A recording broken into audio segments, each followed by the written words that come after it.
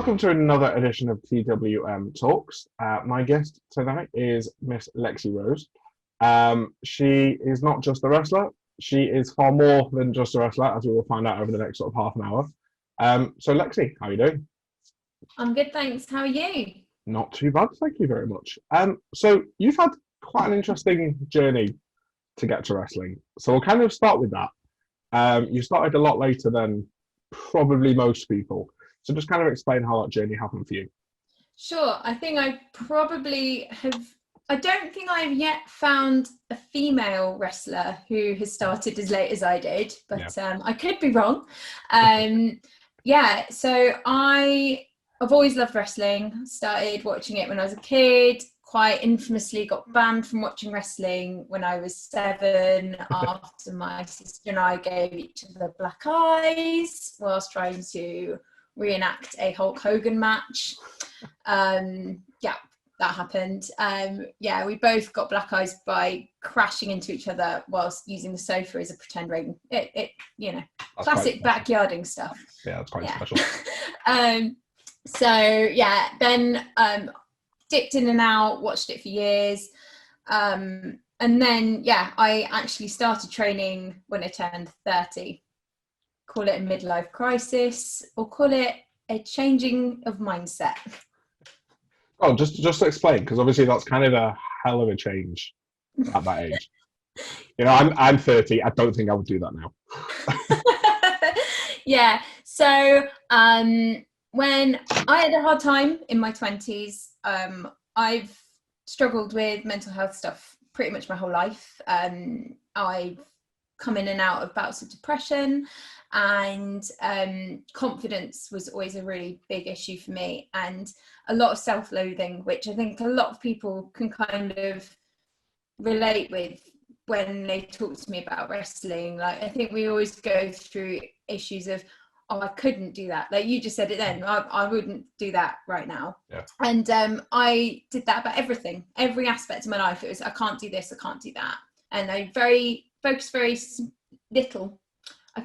little on what I could do. And my therapist at the time said to me, you need to write down some words that you'd like to describe yourself.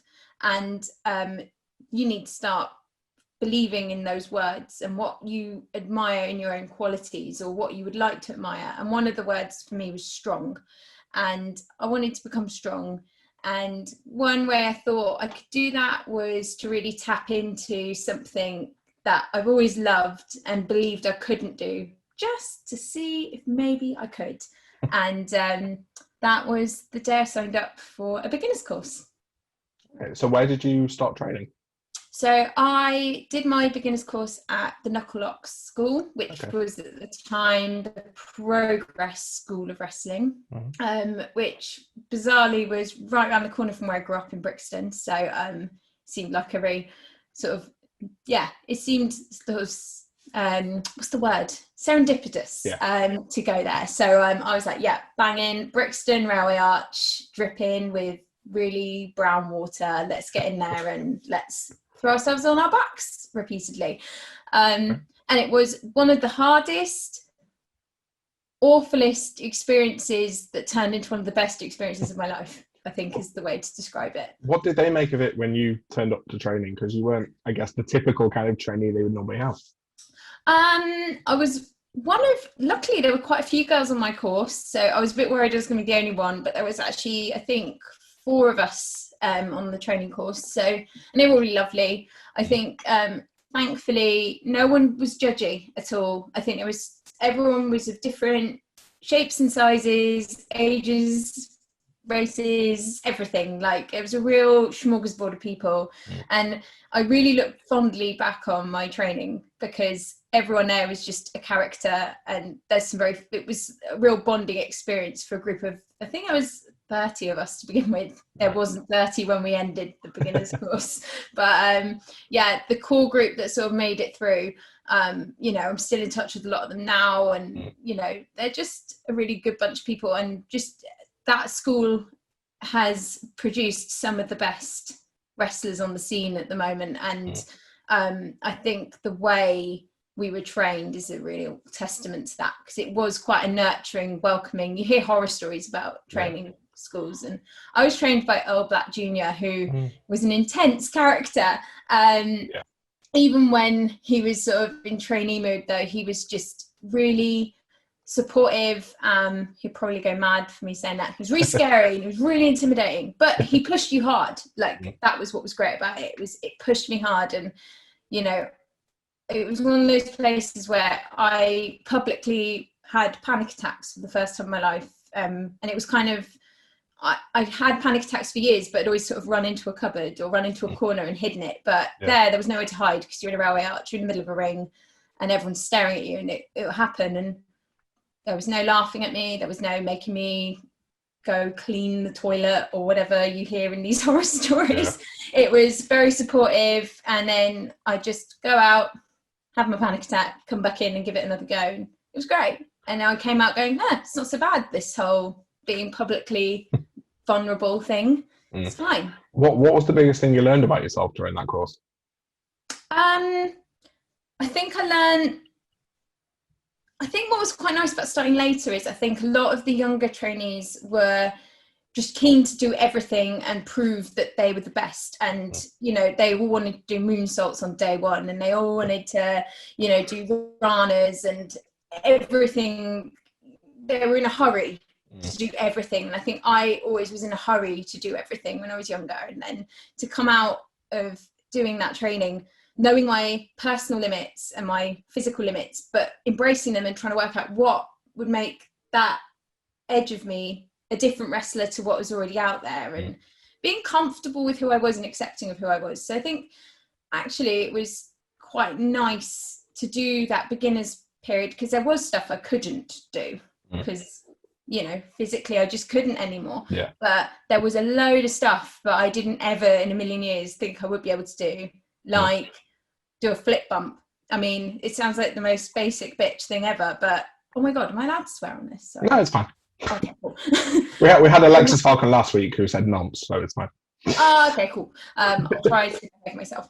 But there's, you know, flip bumps are basic, but they're really hard. You're basically throwing yourself forward onto your back, and there's something very against human nature about that. And I think that was a big learning curve for me, because I was scared of doing those, and by the end of it I was doing them. And I still hesitate now if you ask me to do a flip bump on cue, but you know, they're part and parcel of wrestling now.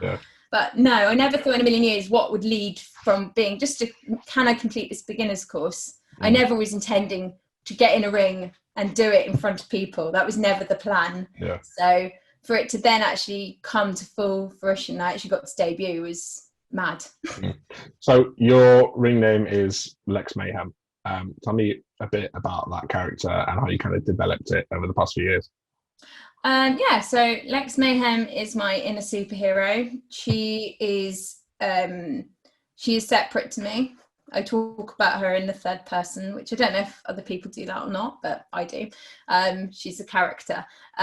She's angry, she's small, and she's out for revenge for everything that makes me angry. She's very much always been a baby face. I think when people look at me and my stature and stuff, I naturally lean into being the baby.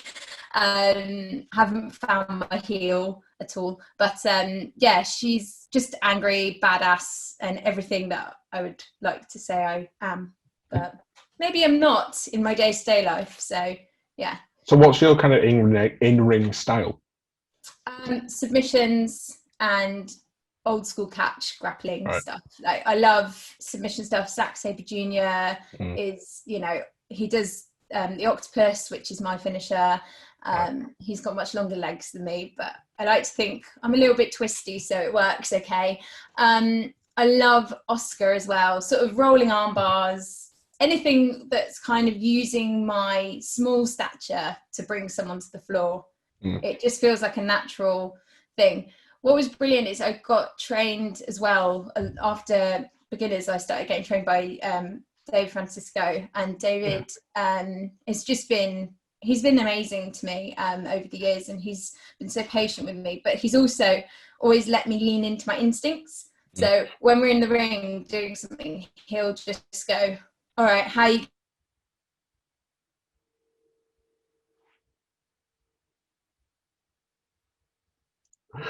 Go okay. Whoa, where were we? Just about, you said you were being trained. Who are you being trained? I can't remember the name. You just mentioned that. All right, I'll start Go. there. Yeah, stop. Go. Cool. So I have been trained by David Francisco for the past few years, and he's just always let me lean into my instincts with wrestling. So when I'm in a hold, he's like, what is the natural thing you want to do right now? And usually I'll contort myself into some weird hold, and then he'll be like, oh, well, if you adjust that slightly, it becomes this amazing hold, or it becomes a guillotine or whatever. So a lot of my wrestling is just being a scrappy Brixton girl, just trying to bully my way out of some tight spot I'm in. So where do you kind of see the wrestling career going in the next, say, 5 years?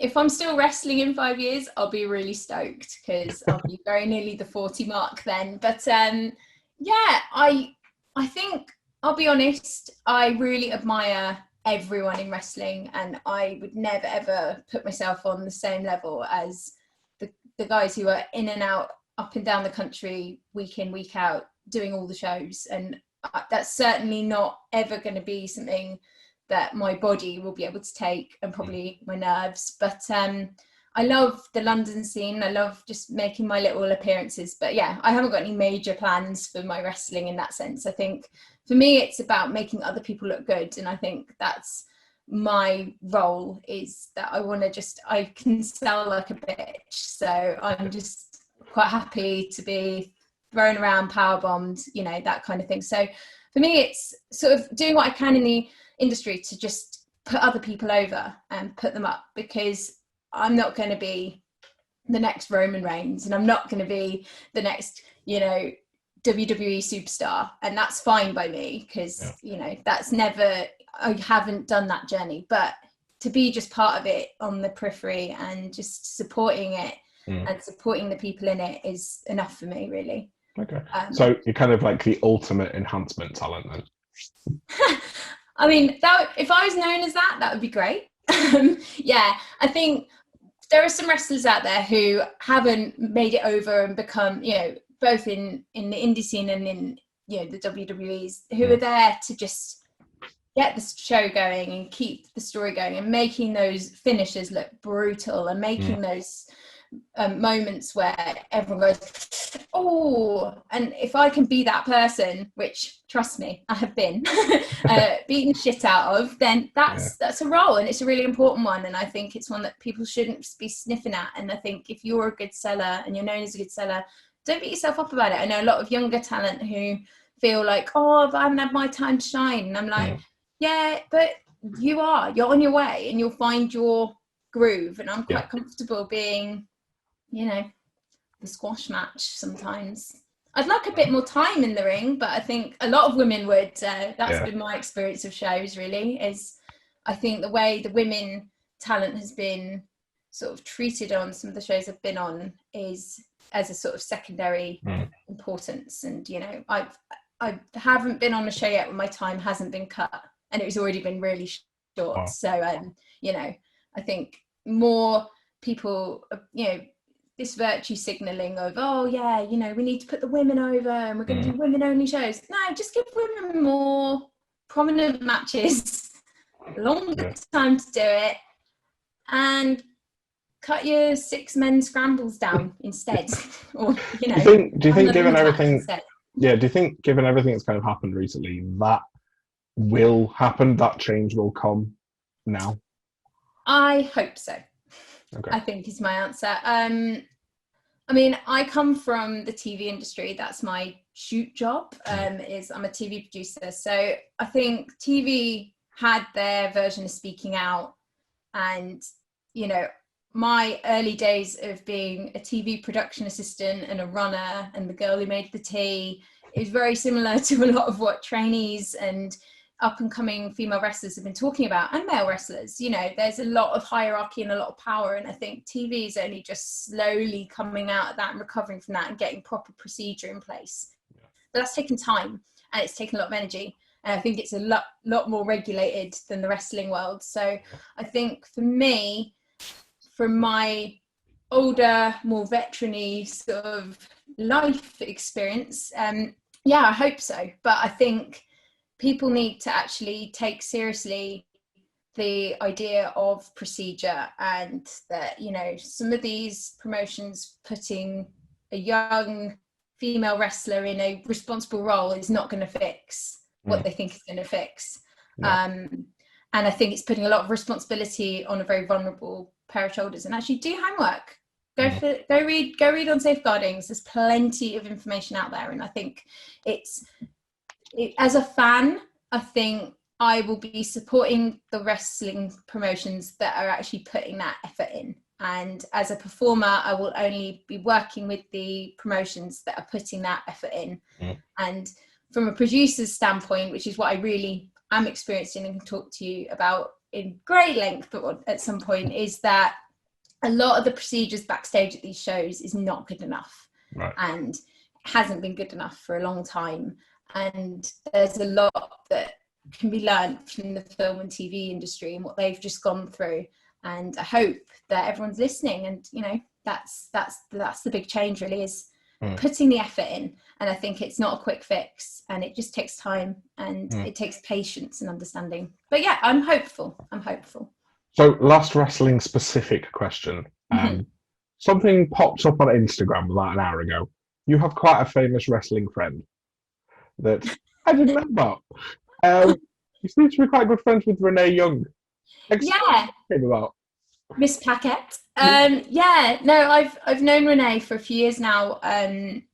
So we actually met over Twitter. Renee and I both share a deep love of Hallmark movies. And in my shoot job, as I said, as a producer, I'm also a screenwriter and a writer. And so I just tweeted her one day and started talking about Hallmark movies and how I wanted to write one. And she said, oh, I really want to be in one. So we started following each other, and we've written one. And we're writing lots of scripts together and just trying to sort of hustle and flow a little bit. So yeah, watch this space. We're working on some bits and bobs, and hopefully, Hallmark, if you're listening, we have scripts for you. But yeah, but she's great. She's awesome. And I'm so proud of her. And I'm so proud of the way she's sort of, you know, become this trailblazing, really admired woman. And I think WWE are going to really miss her. But I'm excited to see what she has next for us in store. Cool. So on the film and TV producing side of things, that is obviously what you do for a living in the real world. How did that come about, and where's that kind of passion come from? Yeah, I guess when I realised when I was younger, I needed to find a job. I didn't like the idea of sitting in an office, so I was like, what else can you do that doesn't involve sitting down all day? Hilariously, false advertising TV does involve a lot of sitting down in offices, but so does journalism. Yeah, exactly. And I actually did start out in journalism originally. So I trained, hang on, I'm going to start this again. Sorry. So it's a long, windy road, and it's kind of, it's really hard to know if you're being boring or not. No, it's fine, go on. So yeah, I started as I did work experience at the BBC, and off the back of that, I started working as a runner at the BBC on Jules Holland, which was my first ever job. And that was when I was 18. And then to get to the next stage, they said, you know, to become like a researcher and an assistant producer and a producer, you should go do a degree in something. So I trained as a journalist and did a journalism degree. And then when I graduated, went back into TV, and I've been there ever since. Just hanging around, making shows. Okay, what kind of shows do you make? So I started off in music, so Jules Holland, Top of the Pops, did lots and lots of concerts, behind the scenes, festivals, you name a band. I've probably had the pleasure of being within it, but not actually getting to watch the band, but making documentaries about the concerts and stuff. And then moved into TV, and I worked on Big Brother for a couple of series, and then now, yeah, lads, which was great, and really super fun. And then off the back of that, started doing lots of freelance stuff, lots of documentaries and things. And I now, I make documentaries mainly now. Okay, so something else I wanted to talk about, because I'm just a bit conscious of time, mental health. You are a massive advocate of mental health stuff. Do you want to just tell me about a new project that you are launching or have launched called Code Navy? Yes, I would love to. So, yeah, through my experiences of both wrestling and working in television and just working with people, I've really noticed that the whole let's talk thing is a big thing now. But I feel like actually we might be focusing on the wrong thing a little bit, and we're not going to be able to cure mental health issues. We're not going to be able to fix a lot of the problems that people are going through from an outsider point of view. But I think what we can do is help ourselves and help each other by sharing things and little techniques that make us feel a little bit better and help us get through a tough time, rather than going, if you just take this pill, you're going to feel better. Or if you do this CBT, you're going to feel better. It's a long journey, that stuff. And you need little coping mechanisms along the way. And so when I was in my 20s, I had a major mental health crisis, to the point that I honestly didn't think I was going to make it to 30, which is, I think, half of the reason why the wrestling thing meant so much to me, because being 30 was a big achievement, bizarrely, in my head. And I think realizing that I was not able to talk about what had happened and why I felt like that, and the fact I couldn't even tell people at the time I felt like that, made me think that there's got to be a way to help people just relate with themselves and learn how to listen to their own minds and their own bodies and realize something's wrong before it's too late. Because actually, I think a lot of the time you hide it from yourself as well as everyone else. So Code Navy is about getting in tune with your body and getting in tune with your brain and thinking, we're going to power through this next bit. It's going to be a bit rocky, but we're going to do things that are going to get us through it. And that's what Code Navy is about. It's about people talking about how they get through tough days and how they get through the blues. And you don't have to be someone with deep mental health issues to be part of Code Navy, and you don't have to be somebody who's having a great time either, or having a bad time. We've all had bad days. They vary in different colors and shades. And I think Code Navy to me is just when you feel so dark blue, you're almost going to black and it's bad. And that's kind of where the name comes from. But this is about people of all different walks of life just talking about what makes them feel better, because I think you'd be surprised at how those little tips could really potentially save someone's life at some point. So you mentioned something briefly about how a lot of wrestling companies need help with like the producing side of things. Do you think they need a lot of help with dealing with mental health issues of wrestlers and performers and just anyone in the industry really? Because that seems to kind of be lacking, especially in the past 4 or 5 months. Definitely. And I think it's a lot for the wrestling industry to take on. And I think what people need to maybe start thinking about is how they communicate with each other and how they can support each other. And that goes from trainees through to professionals through to fans. It's if someone's sitting in the crowd and they want to say something rude about a wrestler that's not part of the show, or they want to make a chant that's not okay, think about that person as a human being and think about how that's going to make someone feel, or think about how that's going to make someone next to you feel. And, just trying to pop the boys is not enough. You've got to actually be part of this. It all on the promotions is too much, and I think the promotions have got a lot of other things they need to be fixing. But I think it's about sharing resource, and I will a little plug actually to, there's a website called The Big White Wall, and The Big White Wall is an incredible resource for mental health. It's available on the NHS, so if you ask your GP, you should be able to get a subscription to it, and it's a place where you can track your mental health, you can talk on a forum, there's therapists 24/7 on there, and yeah, it's available on prescription on the NHS, so just talk to your GP about it. And some boroughs actually in the UK have free subscription to it already, so just type your postcode in and see if you can get it. But it's a really important tool that we talk to each other about things in a way we want to be spoken to about them, which sounds like a very basic sort of primary school level thing, but I think people have forgotten about it. And it's they're human beings. Wrestlers are not indestructible, they're people, and the characters are characters. And kayfabe, long gone, but yeah, you know, they're people, and I think fans are also people, and they're people who are keeping this industry pumping. They're, you know, paying for your merch, they're paying for tickets to your shows, so you've got to treat them with respect too. And it's about that respect thing, which is one of the first fundamental things you're taught in wrestling beginners courses, to respect each other.